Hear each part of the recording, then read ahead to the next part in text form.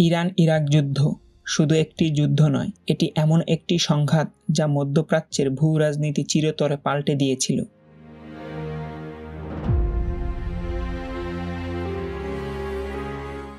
কিভাবে শুরু হয়েছিল এই রক্তক্ষয়ী অধ্যায়, কিভাবে এটি এক নতুন শীতল যুদ্ধের ভিত্তি গড়ে তোলে। 1979 ইরানে তখন বিশাল এক বিপ্লব চলছে। লক্ষ লক্ষ মানুষ রাস্তায় নেমে এসেছে। তাদের দাবি একটাই, শাহকে ক্ষমতা থেকে সরিয়ে আয়াতুল্লাহ খামেনিকে নেতৃত্বে নিয়ে আসা। দীর্ঘ 26 বছরের রাজত্বের অবসান ঘটিয়ে খামেনি ক্ষমতায় আসেন এবং ইরানকে একটি ইসলামী প্রজাতন্ত্রে পরিণত করেন।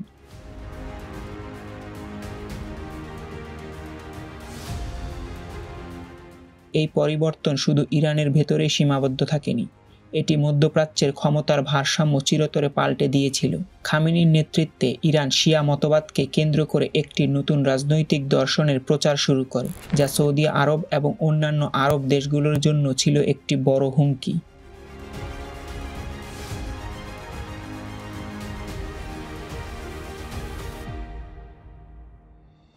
ইরানের বিপ্লবে দুর্বল হয়ে পড়ে দেশটি। এই সুযোগ নিয়ে 1980 সালের 22 সেপ্টেম্বর ইরাকি বাহিনী ইরানের সীমান্তে হামলা চালায়। তাদের লক্ষ্য ছিল ইরানের গুরুত্বপূর্ণ তেল ক্ষেত্র দখল করে মধ্যপ্রাচ্যে নিজের আধিপত্য প্রতিষ্ঠা করা। কিন্তু এ যুদ্ধ শুধু ইরান আর ইরাকের ছিল না, এটি হয়ে ওঠে ভূ-রাজনৈতিক সংঘাতের কেন্দ্রবিন্দু, যেখানে একে একে যোগ দেয় যুক্তরাষ্ট্র, সোভিয়েত ইউনিয়ন, সৌদি আরব, কুয়েত, এমনকি ইসরায়েল।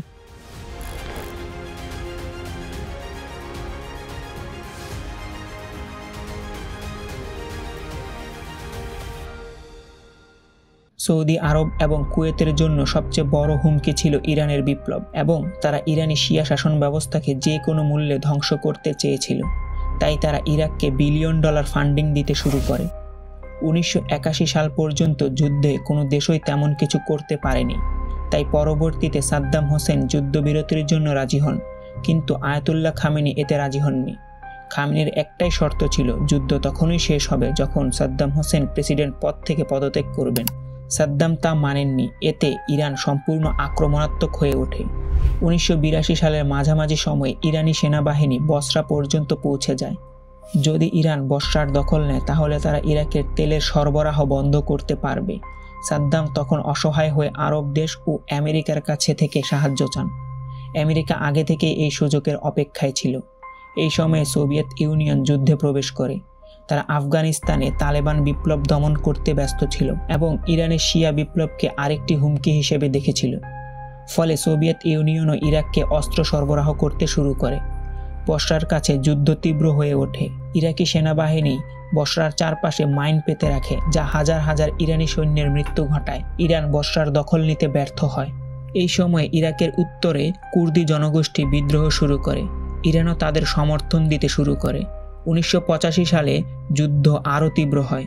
কুর্দিরা বিদ্রোহ চালিয়ে যাচ্ছিল, আর সাদ্দাম হোসেন এমন একটি পদক্ষেপ নেন যা কেউ কল্পনাও করেনি। তিনি কুর্দি এবং ইরানি বাহিনীর বিরুদ্ধে রাসায়নিক অস্ত্র ব্যবহার শুরু করেন, যা ইরাককে যুক্তরাষ্ট্রে সরবরাহ করেছিল। ইরাক সরাসরি ইরানি শহরগুলোতে মিসাইল হামলা এবং বিমান হামলা শুরু করে। এই আক্রমণে 16,000 মানুষ নিহত হয়, যার বেশিরভাগই ছিল বেসামরিক নাগরিক। ইরানও পাল্টা বাগদাদে মিসাইল হামলা চালায়, যাতে অনেক সাধারণ মানুষ মারা যায়। যুদ্ধে সাধারণ মানুষের মৃত্যুর হার বেড়ে গেলে আমেরিকা ডাবল গেম খেলা শুরু করে।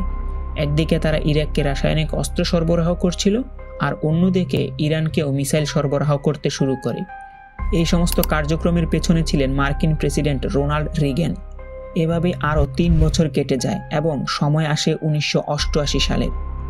ইরান এবং ইরাক পারস্য উপসাগরে একে অপরের তেল ট্যাঙ্কার ধ্বংস করে চলেছিল।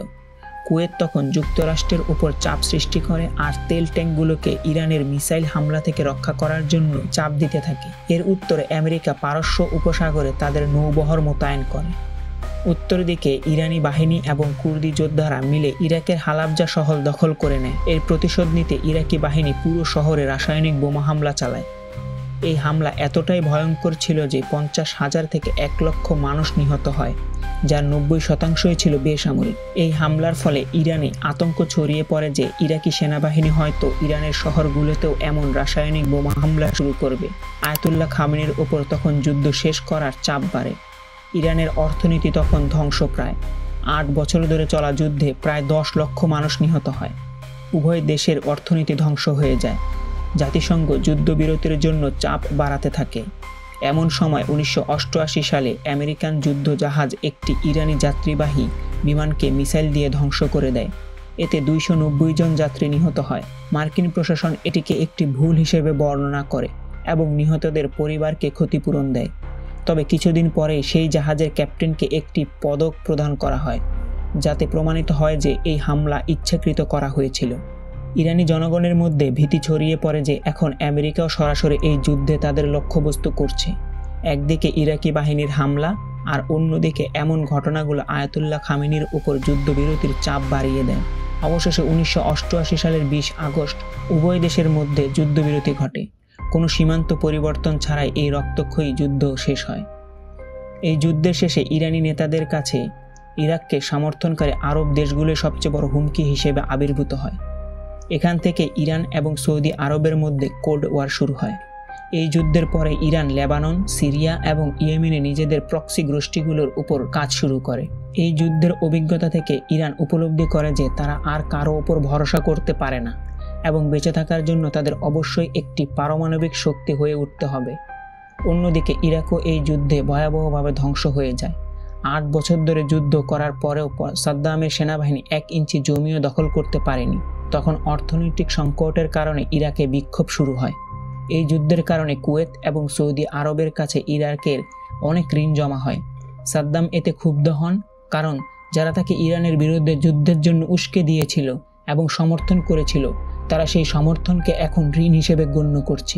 এই রাগ এবং ক্ষোভ থেকেই সাদ্দাম হোসেন কুয়েত আক্রমণ করেন।